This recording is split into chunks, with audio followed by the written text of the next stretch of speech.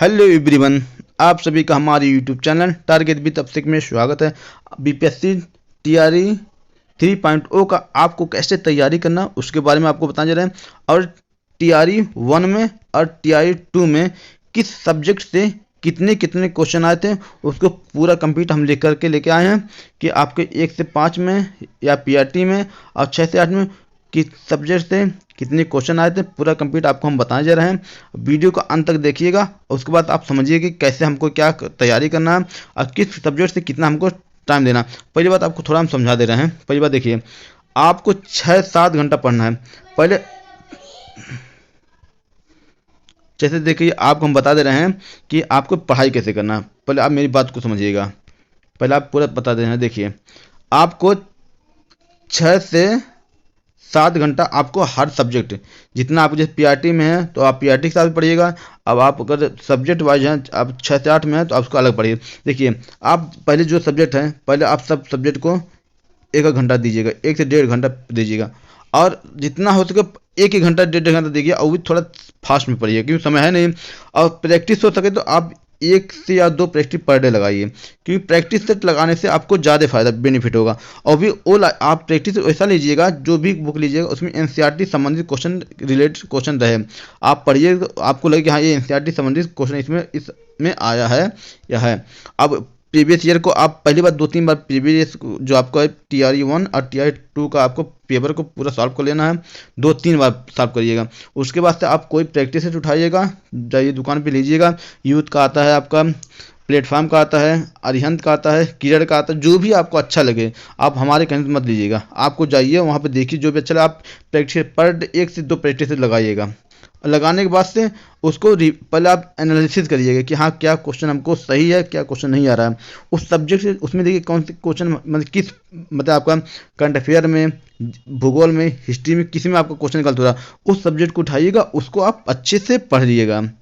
ठीक है, ऐसे करिएगा। जो क्वेश्चन जिसमें आपको गलती ज़्यादा निकले उसी क्वेश्चन को आप पढ़िएगा। और देखिए, हम प्रैक्टिस सेट लगाने के लिए क्यों कर रहे हैं, आपको इसलिए कह रहे हैं वहाँ पे आपसे ऑप्शन 5 रहता है।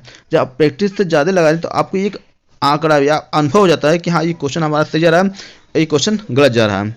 जब आप क्वेश्चन को नहीं ज़्यादा लगा रहे, प्रैक्टिस नहीं लगा रहे तो 1 से 5 ऑप्शन वाले में आपको गलती ज़्यादा होने की संभावना रहती है। इसलिए आप ज़्यादा से ज़्यादा प्रैक्टिस सेट को लगाइएगा।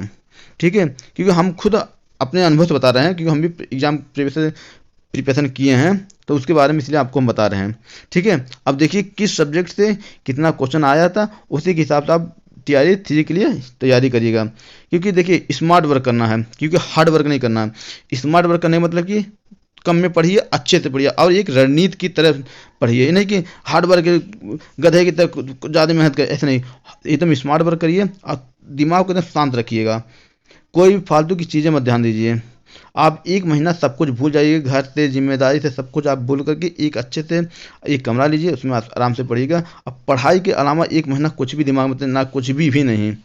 अगर आपको थोड़ा भी कुछ दिमाग डिस्टर्ब हो थोड़ा सा तो अब हल्का गाना सुन लीजिए या कोई कहानी देख लीजिए, जो भी आपको अच्छा लगे अपने हिसाब से अपने अकॉर्डिंग कीजिएगा। ठीक है,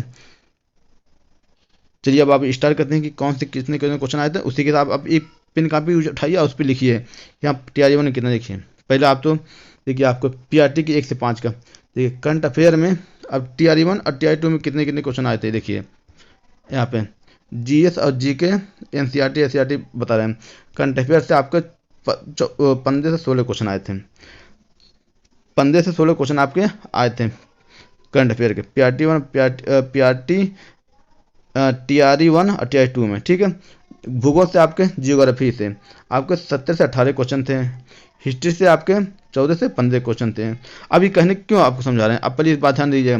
देखिए करंट अफेयर से 15 से 16 क्वेश्चन थे, जियोग्राफी भूगोल से 17 से 18 क्वेश्चन थे, हिस्ट्री से 14 से 15 क्वेश्चन थे, पॉलिटी से 7 से 8 क्वेश्चन थे, इकोनॉमिक्स से आपके 1 क्वेश्चन थे, स्टैटिक जीके से आपके 4 से 5 क्वेश्चन थे। देखिए अब इससे आपको देखने से क्या एनालिसिस हुआ, इसको देखने से आपको यह एनालिसिस हुआ कि हाँ हमको करंट अफेयर ज़्यादा ध्यान देना, करंट अफेयर ज़्यादा आ रहा था, आपको भूगोल पे ज़्यादा ध्यान देना है और हिस्ट्री पे और पॉलिटी पे।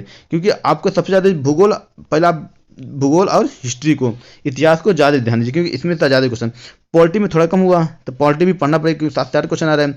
आप इकोनॉमिक्स, यहाँ पे एक चीज़ आपको हो गया, हमको इकोनॉमिक्स नहीं पढ़ना क्योंकि इकोनॉमिक्स का आपका एक ही क्वेश्चन आया था।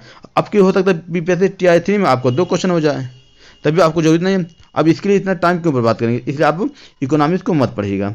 आप कोई जो भी आप प्रैक्टिस सेट मारेगा उसमें आ जाएगा क्वेश्चन तो आ जाएगा, लेकिन इकोनॉमिक्स से 1 से 2 क्वेश्चन आ रहे हैं तो इसको आप रहने दीजिएगा।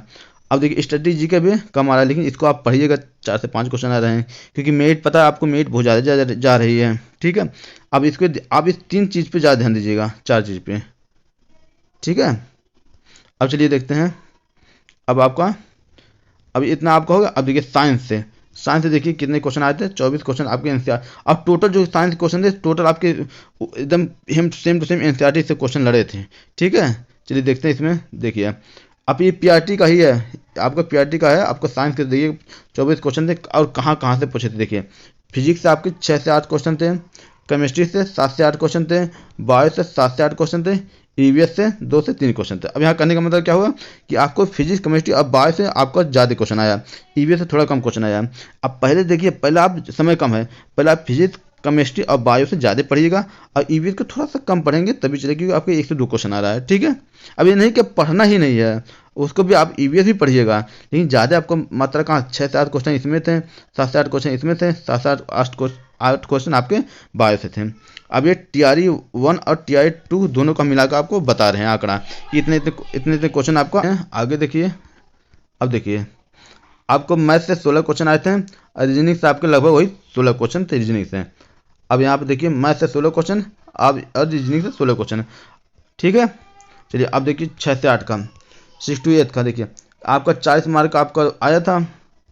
लैंग्वेज का हम नहीं बता रहे हैं, 120 क्वेश्चन में, जैसे 120 क्वेश्चन में तो 120 क्वेश्चन का हम आपको बता रहे हैं। जो 40 क्वेश्चन आपका इसमें सब रहता है, ये 40 क्वेश्चन में देखिए 6 से 8 में देखिए साइंस से 8 क्वेश्चन आए थे 40 मार्क में। आपके 8 क्वेश्चन साइंस से थे, मैथ से आपके 7 से 8 क्वेश्चन मैथ के थे और जीएस और जीके मिलाकर टोटल 24 क्वेश्चन थे।